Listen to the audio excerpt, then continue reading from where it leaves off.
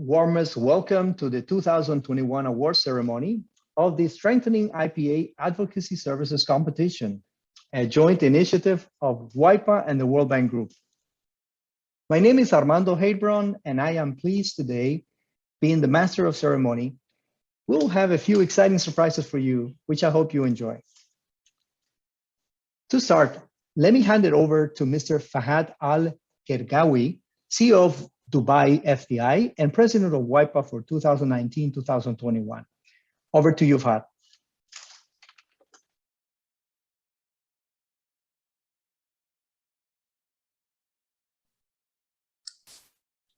Thank you, Armando. It's a pleasure to be here with you today. Your Excellencies, dear colleagues, and WAIPA members as well presenting here today. Greetings from Dubai. WAIPA is committed to enable IPA's success and contribute to sustainable economic growth, resilience, and prosperity across communities, cities, and nations, as well as regions, by promoting cooperation between investment promotion agencies, providing technical assistance and capacity building, as well as facilitating sharing knowledge and best practices among its member and global FDI committees. Advocacy plays a critical role across all functions of investment promotion agencies, from advancing policy reforms and FDI incentives to facilitating investors' journey with public and private stakeholders, as well as ensuring the positive impact of FDI projects on the economy, society, and environment. I'd like to take this opportunity to extend my deep appreciation to the World Bank Group for their continued support and fruitful cooperation with WAIPA, working together with the World Bank Group to deliver this global competition on strengthening IPA's advocacy services is a testament of this strategic partnership to serve WAIPA members and global FDI community. I also take this opportunity to congratulate all the winners and thank the participants of this inaugural competition, and wish you all the best for advancing the advocacy function within your respective IPAs. Thank you very much. Thank you, Fahad. And we all have great reasons to celebrate today. As part of what I do, I work on investment promotion globally as the work stream leader for the World Bank Group. And today I also have the pleasure of representing the Global Investment Climate Unit of the World Bank Group, which is the unit that hosts investment promotion within the World Bank Group. So I will make a few remarks to start with. Our unit, the Investment Climate Unit, provides technical advisory and financial support to governments around the world. Some of you listening here may know about our work with your country, with your agency. And this is to enhance investment climates, to unlock green, inclusive, sustainable private sector investments, and to create better employment opportunities, transform the economy, have a better quality of life. I mean, all these things are what motivates us every day to come to work. And the investment promotion agencies is the core of what I do. They are increasingly playing a role, a critical role, in enhancing environments in which investors operate, the ecosystem, as they also call it.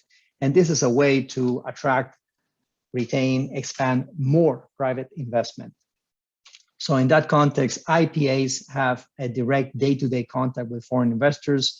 In the previous panels, we have said that they are in this space between governments and their location and investors, so they could be a connector.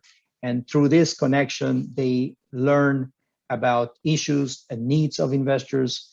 They would be better able to understand those issues and then in turn advocate for necessary reforms.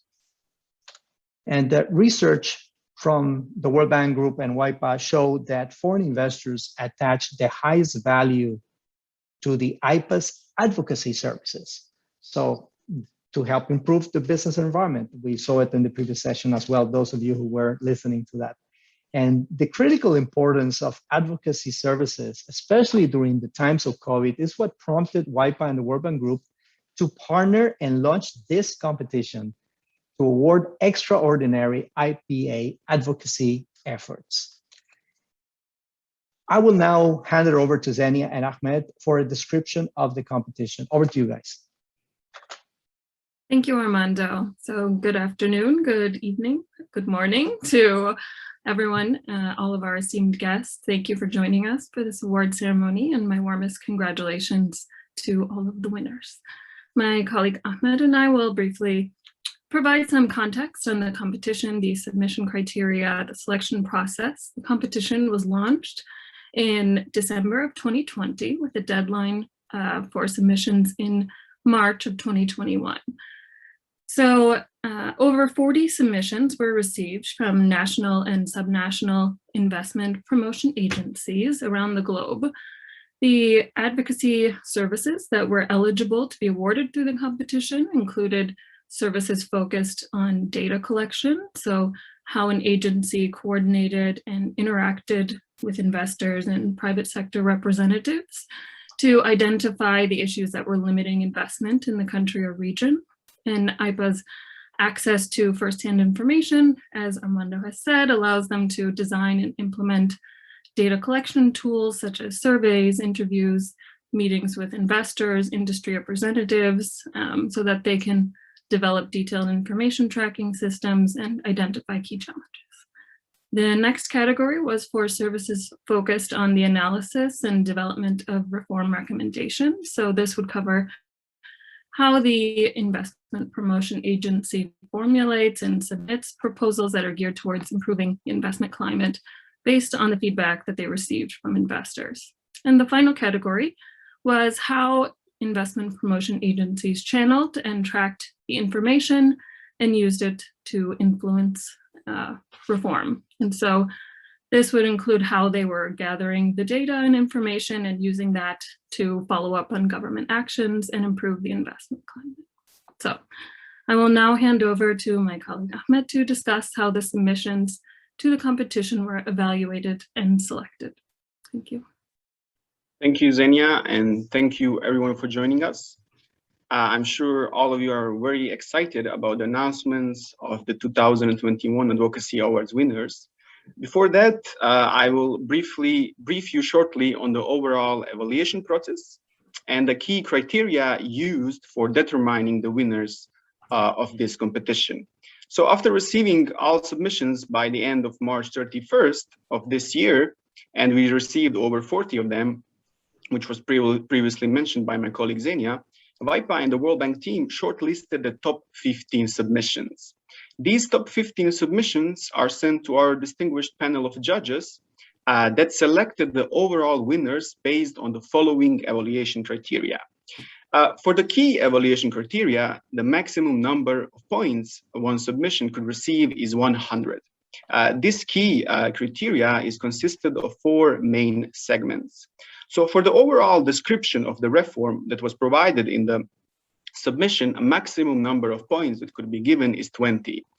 Furthermore, for data collection process and how well this data collection process is described, the maximum number of points is 20. For the analysis process and result of the reform recommendation, a maximum number of points that could be given for this segment is 30. And finally, for the influencing segment, which indicates the instruments used by an IPA to influence the reform adaptation and overall implementation of the particular reform. So for this segment as well, 30 points could be given. In addition to this key criteria, we had additional 20 bonus points, which are spread around four, let's say, segments. So the first segment is impact of the reform. The second segment is the investor feedback received. The third segment is the COVID-19, to which extent this particular reform mitigated the effect of the overall pandemic. And the final segment is the creativity, how creative the reform is. Each of these segments carries 5 additional bonus points. So overall, this was the evaluation criteria that was used by the esteemed panel of judges to bring decisions of the final winners of this competition.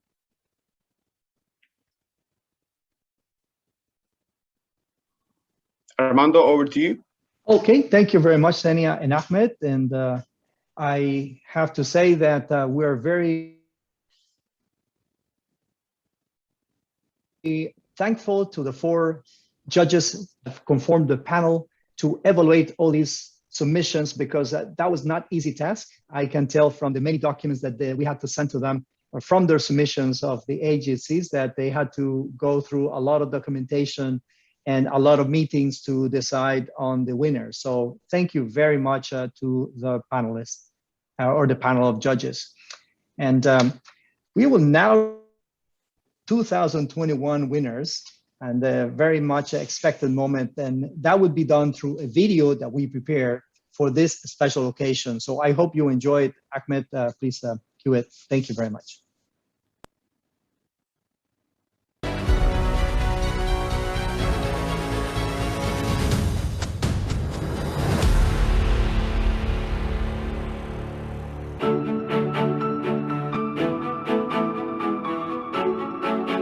Ethiopia Investment Commission won gold for its forward-looking approach to open new sectors to private sector investment.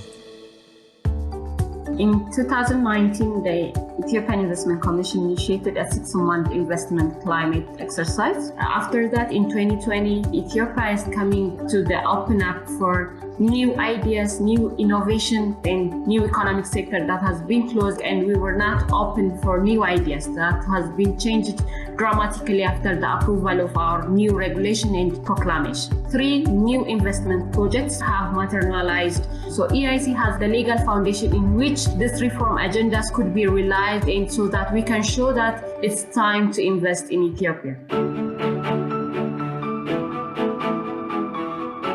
Toronto Global won silver for its efforts in rebooting Canada's largest and most economically diverse regional economy in the face of COVID-19.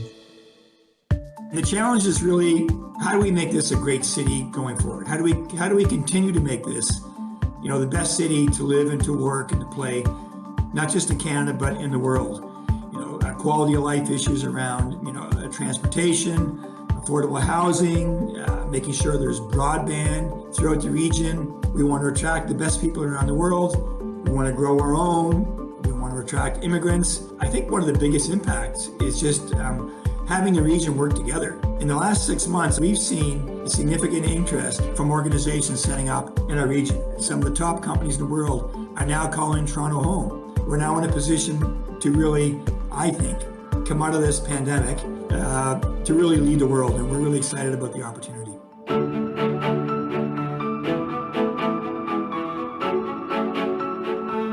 Invest India won bronze for ramping up innovation and startup ecosystems in India. Where in 60 months, a country can just start a new initiative and become a global leader. We are number 3 in the world in number of unicorns. We are number 2 in the world in number of startups. We are number 1 in the world with new startups adding every day.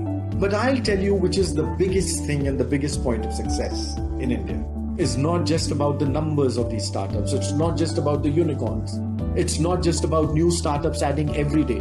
But it is about a momentum created by these startups, which is fastening the rate of growth of change and transformation and the creation of a foundation for a new India.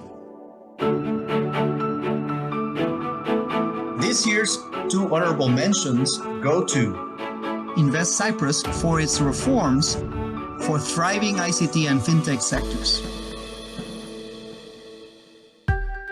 Invest Cyprus mandate is to raise awareness of Cyprus as a destination for FDI across the globe.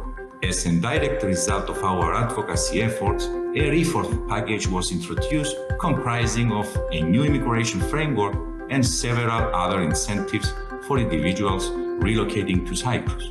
Since the reforms were introduced, we have witnessed an increasing interest by existing and new international ICT companies to set up and scale operations. Honorable mention go to the Bangladesh Investment Development Authority for enhancing the investor experience through a well-structured one-stop shop.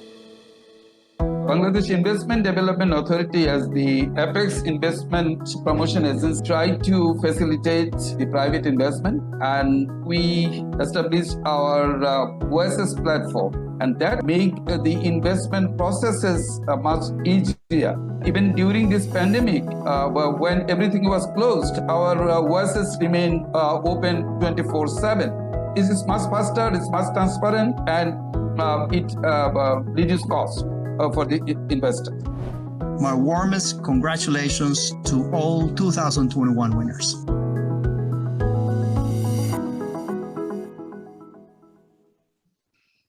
All right, I hope you also got inspired by this video and these IPAs' great reforms, which were possible thanks to their extraordinary advocacy services.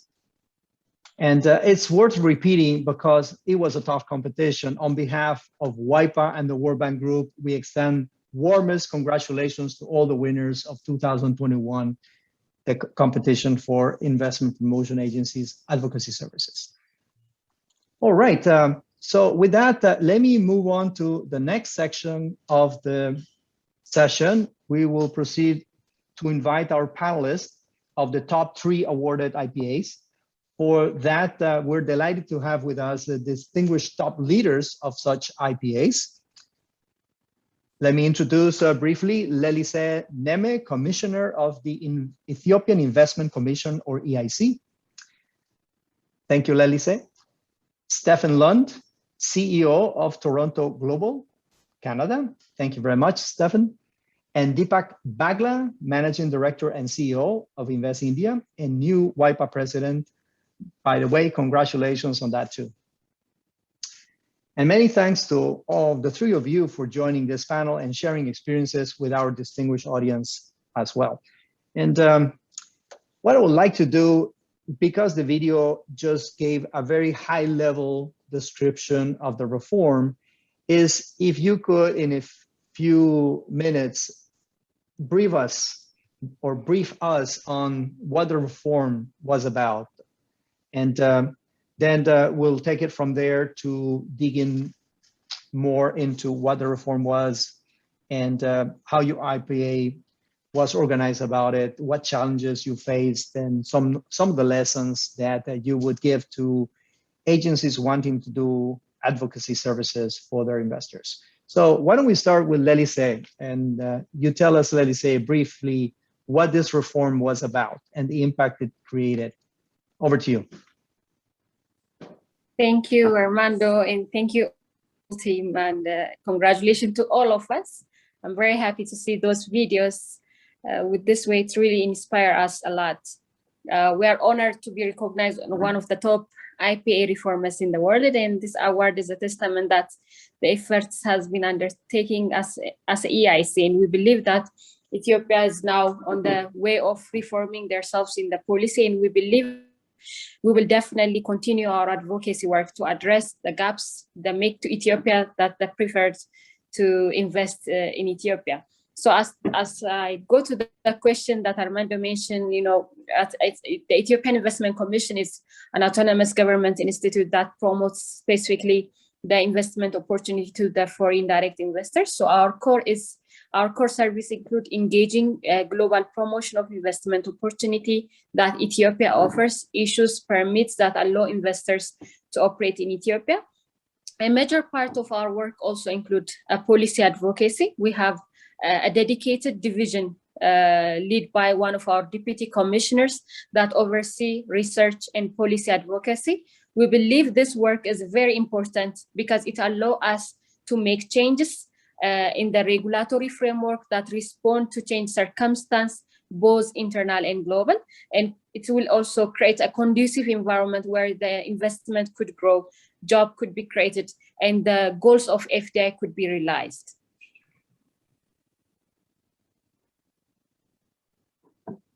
All right, thank you very much, Lelise. And in terms of the reform, I understand that Ethiopia had come from a period of time in which mostly the government was undertaking many of the activities. And in that context, the mindset was to start opening slowly. And there was a first phase, and then this, I think, was a big bang phase. Could you tell us a little bit about that situation of these sectors that were open to private investment and to foreign investment as well? Yes, of course, Armando. In 2019, the Ethiopian Investment Commission initiated a 6-month investment climate assessment exercise, which is leads to the identification of critical regulatory barriers on the investment entry and operation. So then this technical working group composed of our staff and other experts, including specialists from the International Finance Corporation, were organized to identify this policy recommendations. This informed the need to move from positive to negative listing. We then facilitated a lot of stakeholder engagement and consultation with the public and private stakeholders to socialize the reform recommendation. After this validation of workshop, we presently finally to Ethiopian Investment Board, which is led by His Excellency Prime Minister Dr. Abiy Ahmed. Finally, the board granted a go-ahead for a complete revision of the investment law, which led the drafting of new investment proclamation and regulation. So those both paradigm shift really definitely support us as a government to have that back to support us on the receipt of our approval. So in early 2020, so after the new proclamation came out in the effect and the regulation later in the year, the historic policy reform has been moving from positive to negative listing, mean the expect of a few sectors that are fully or partially reserved for domestic investors. All other sectors of the economy we made open for foreign direct investor. This made the huge dramatic shift, and the FDI entry process transparent, straightforward, and future-proof.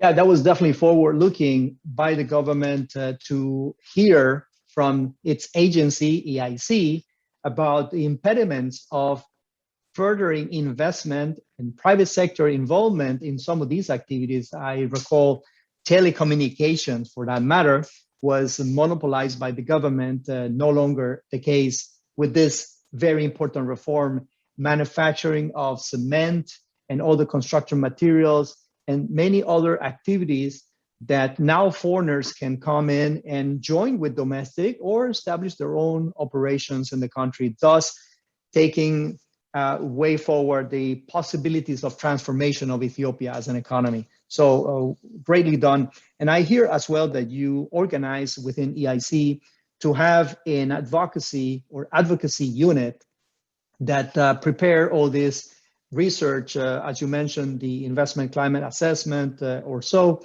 and the consultations that I'm sure they were not easy, and bringing in the government and listening to private sector as well in this process. So I now understand all this effort to move the country from a positive list, which is these are the sectors, the few sectors in which foreigners can invest in my country, to a negative list, which is these are the few sectors foreign investors cannot invest in my country. These are reserve activities.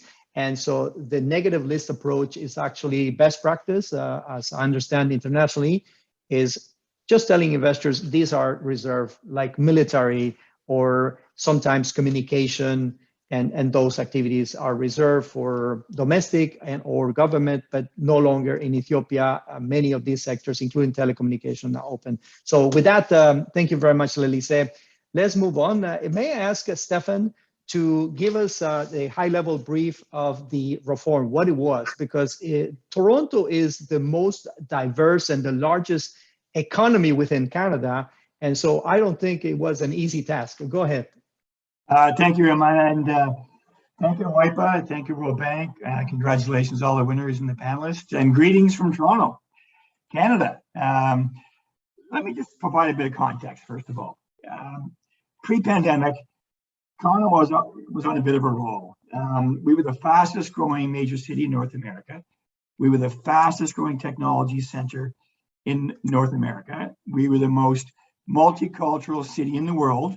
We still are. We were attracting over 100,000 immigrants a year. And then, wham, we get hit by the pandemic like everybody else. And it really threw us back. And I think what it did was, it really gave us an opportunity to step back, take a pause, as they say, don't waste a crisis, plan for the city of the future. How do we make this a livable city? How do we make this a great place to continue to attract investment from around the world? And how do we make it, livable and a great place to live? And so we partnered with the Toronto Regional Board of Trade under their fantastic leadership to create a document, a playbook, shaping our future. Looked at 3 transformations, 10 specific items to address everything from affordable housing to transportation to broadband, to really get a sense and bring the whole community together to say, okay, we want to get back to where we were pre-pandemic. We want this to be such a dynamic city.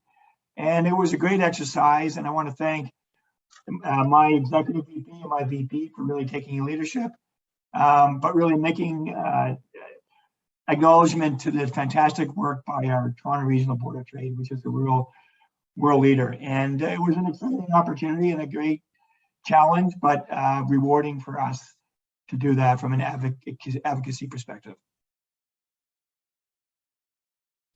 Very inspiring. Thank you very much. And that resonates with me. Don't waste the crisis. Yeah. So definitely, well, we can complain all what we can, but this pandemic really hurt everybody in the world. So why complain? Let's work to actually build back better. I think that's also what inspired you guys.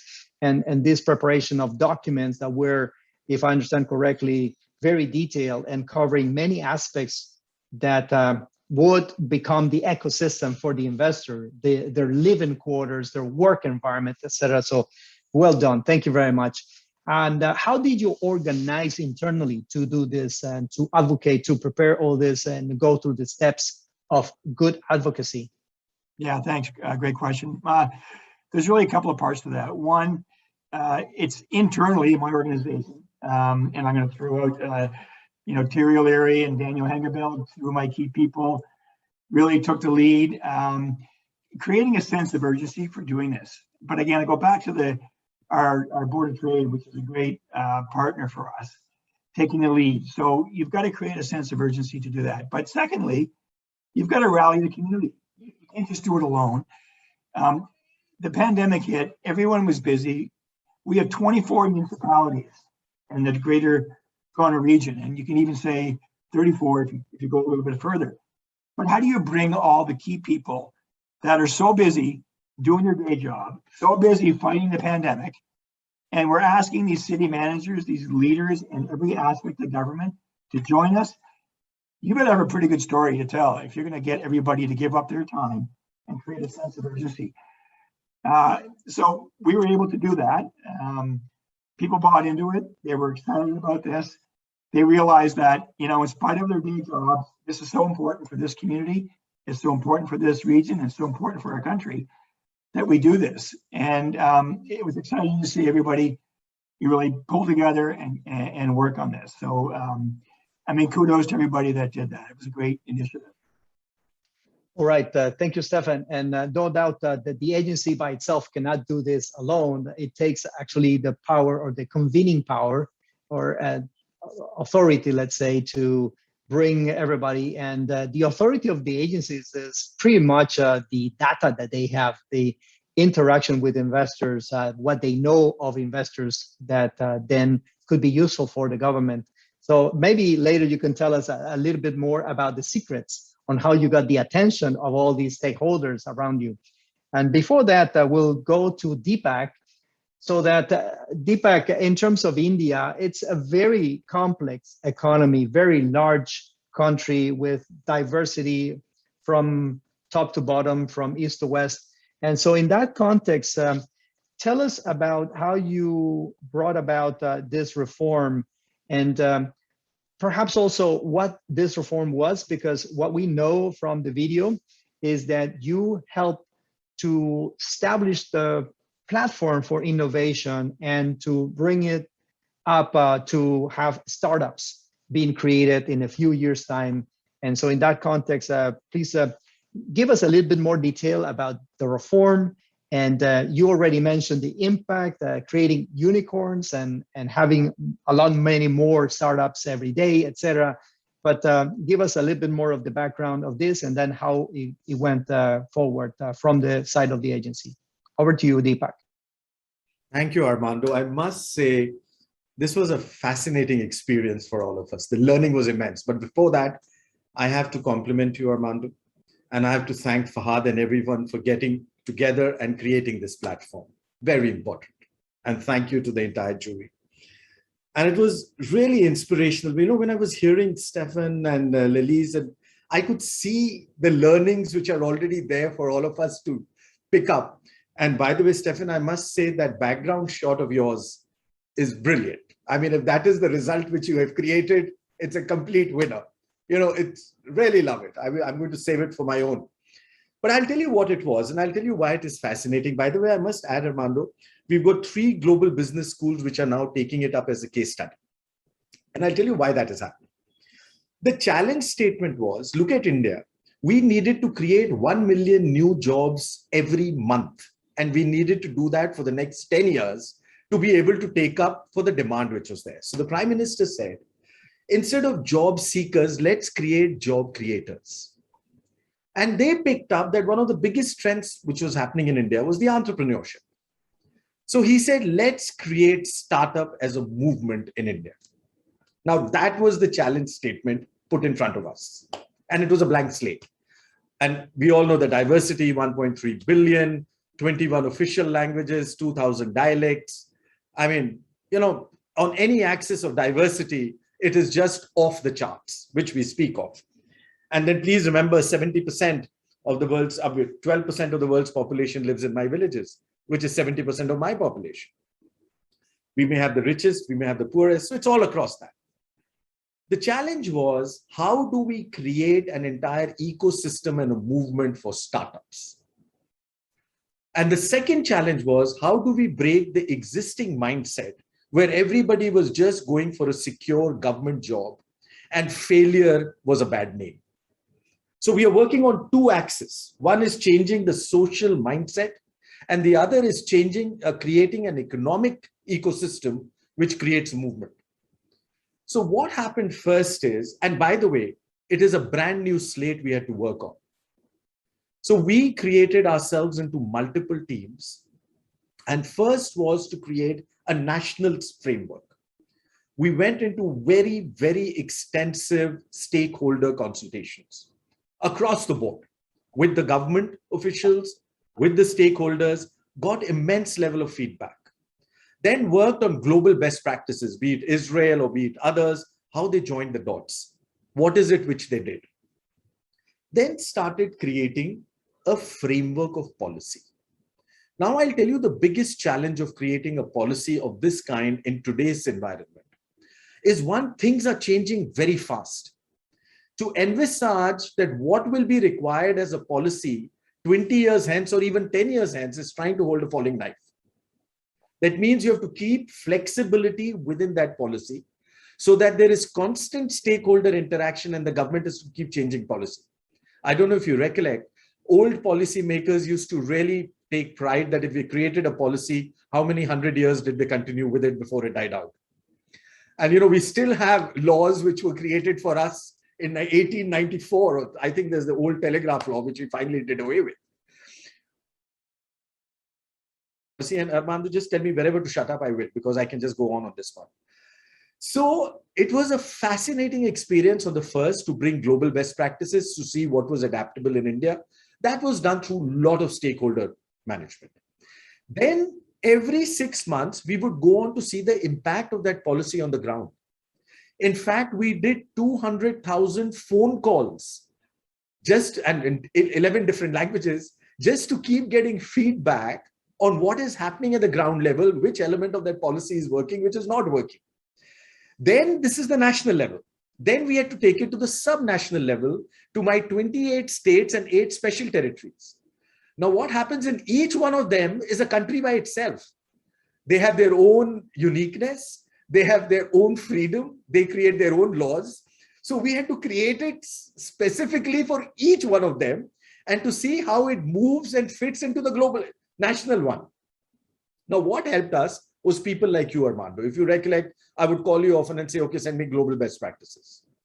Send me the, policy statement which you did for somebody else. Let me tell you, the value of all of you is immense when a country is starting to create its policy frameworks. The knowledge levels you bring in and the credibility which you bring in of your experiences helps us immensely. So that is how this entire process started. And eventually on the 16th of January, 2016, we had the Prime Minister launch the National Startup Policy. We didn't have a policy until then. And this policy was a mix of incentives, a mix of creating ecosystem, a mix of seeing how do we change mindsets. We ran public statements, news items. We started taking care of people, or we started idolizing people who had left businesses, youngsters, or lucrative jobs like in the World Bank or in other agencies, and doing a startup of their own.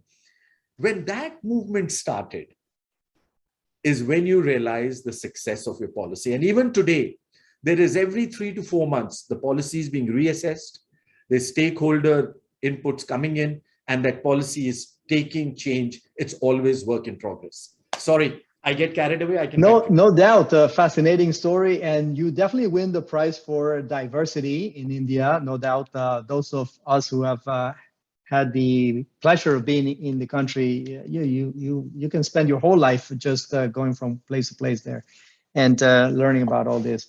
And very interesting challenge, which is how do you bring in the individuals and entrepreneurs or people to become entrepreneurs to get the economic growth and to provide for their own income, to give themselves the job they want. So that's fascinating. We also talk a lot about gazelles, but you mentioned several unicorns, which are those things that never or nobody has seen. And that you have generated through this program several unicorns already in a few, what can I say, in a few months or years. So that's fascinating. So with that, thank you very much. Why don't we do the following? Let's now go back to l'Élysée in terms of the challenge, the most important challenge that you had to face and how you solve it. You've mentioned a few things already in terms of consultation, but I'll leave it to you to tell us what was the key challenge that you faced in moving this forward. l'Élysée, over to you. Thank you, Armando. Can you hear me? Yes, we can. Thank you, Stefan and Dapak, for sharing those information and the experience that you had on your country. For us, changing those policies was a big challenge to change the attitude of our government stakeholders. Even local investors was a bit challenge, but we try to solve by creating a platform of discussion, engaging with different stakeholders, so that what will be the profit, because sometimes we feel safe when we close things, but it's not. When we open something, there are a lot of opportunity there that will come to the country, and we have seen a lot of change. So we try to coordinate this stakeholder engagement by inviting the private sector, even the government sector, so that to share the experience. After that, we got a good support from the government side, especially from His Excellency Prime Minister and all the investment board members. They were supporting a lot. They were open for new ideas. They were open for new transition to do a dramatic change that will happen if we open the sectors. And the other thing is that we get a lesson from different countries.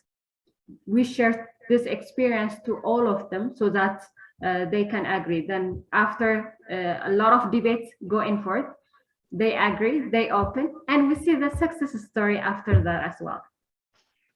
No doubt, and you mentioned the attitude, so that's very important. But then, in the end, political will to move this forward, and how you convince the unconvinced in that process. So fantastic, Stefan. Very quickly, one key challenge that you face in rebooting the economy of Toronto. Boy, I'm going to take this opportunity to make it 1A, 1B, 1C. Coordination, buy-in, and action. You can do all the planning and discussions and all that you in the world, but unless you have an outcome and define what success looks like, then you might not be in the right track. So you really have to create a sense of urgency, bring people along, but you have to have a defined output. In other words, what does success look like? And you have to be driven to action. So absolutely, overcoming those challenges. Yes, thank you very much. So then this coordination is very important, and the call to action, otherwise then it stays in the papers. So very well. And then Deepak, you mentioned already this challenge of the mindset in this new reform of getting startups to be, more frequent in India. And so that was, how do you sort it out, this challenge of the mindset? Because it's not just in the government, it's also in the people who would start their own startups. Very quickly.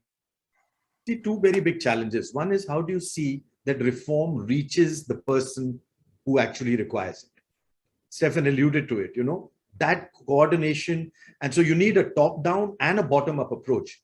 We had buses fitted with people which would just go into villages, talk to them about the startups, etc. The mindset change comes again when the top leadership and the idols of the country come forward and start speaking about it. And trying to say that failure is not bad. Failure is what we learn from. That was the initial phase. The moment we had 3 or 4 years down the line and we had unicorns, then obviously there were examples everybody would want to follow. Life becomes much easier. It's like a hockey stick. Precisely. You just have to turn around that bend and then it just takes off from under. So the first effort is the one that is most difficult. All right, listen, and conscious of time, I'm going to attempt to summarize a few key ideas here, which is utilize the crisis, utilize the big challenges you have ahead to actually bring forward some big reforms.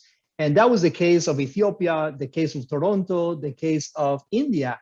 They all had big challenges ahead of themselves, but the agency didn't just rest on the laurels or stay there passively waiting for things to get better. They proposed, and you heard many things. There is the investor feedback and consultations, coordination, the action, political will, going subnational, and monitoring this impact so that the reform is having an impact. Otherwise, then why bother?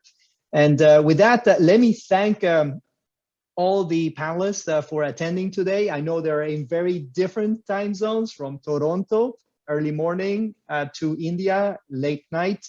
And I hope, honestly, that this session inspired more agencies to engage in advocacy as a race to the top in improving the conditions for investors worldwide, from America to Asia and Oceania in the mean. And to take IPAs to a whole new level, from marketers, as you heard in previous sessions, they have been staying there as marketers, moving to being a reformer and investment makers. The agency is really being front and center, creating these opportunities for investors. So with that, thank you very much, and the panelists. And I wanted to also thank my team, who has been working with this for a year and a half, including WAIPA and World Bank colleagues, Ahmed, Senia, Alexandra at some point in time, Eva, and many others who have been part of this effort in bringing forward the first, but not the last, of these competitions on advocacy, because we strongly believe that if there is a role that the agencies need to play, listening to investors, is help me with the investment environment, help me with the investment ecosystem, make it better for me and for everybody. So with that, thank you very much to all the colleagues involved in making this possibility. Now, may I kindly ask Fahad to provide his closing remarks? Sure, Armando, just give me, I'm driving, so let's give me a moment just to step by the road. Oh yes, don't text and drive or anything else. Yeah. But yes, in the meantime. No, but just quickly with that, first of all, I would like to thank everyone from both teams, World Bank and WAIPA team, who've been putting a lot of effort, including everyone who've been involved before and after this event. And this is a great initiative where WAIPA is joining hand with you at the World Bank to really put together the best possible scenario for awarding the active members of active IPAs who are really taking the challenge. And I would like to congratulate everyone. Toronto, Ethiopia, and India, who's going to handle our presidency for WAIPA, and also the appreciation to that goes to CYPRUS, who are our new also steering committee member, and Bangladesh as well. We're very glad that this collaboration is going on, and more of these type of collaboration really support IPA's community globally to make sure that they are seeing their efforts being appreciated on global scale, and their governments are really seeing that they will help them to achieve better goals for their economies. And as we are here, I will not be in the seat here next year. My colleague, brother Deepak will handle this. So we always say, he will take the baton and continue the effort. I'll continue supporting them, of course. And WAIPA members, I thank you, Armando. We're handling from a small city like Dubai to a large country like India, the leadership of WAIPA. We're excited with all new things happening globally. And it's exciting moments where economy is coming back, business travel is there. And I look in future to really meet many of you personally. I thank you again, and the World Bank Group. And the last thing here is we're looking for a brighter 2020 years, and things are on the right track. Thank you so much for everyone listening to us or watching us, and congratulations for everyone. Thank you. Thank you very much, Fahad. And likewise, the World Bank Group really appreciates this partnership and for many years to come. So with that, thank you very much, everybody, the panelists, the panel of judges, you, Fahad, WAIPA, my colleagues at the World Bank and WAIPA, and to all attendees who were kind enough to listen to us today. Thank you very much. Until next time.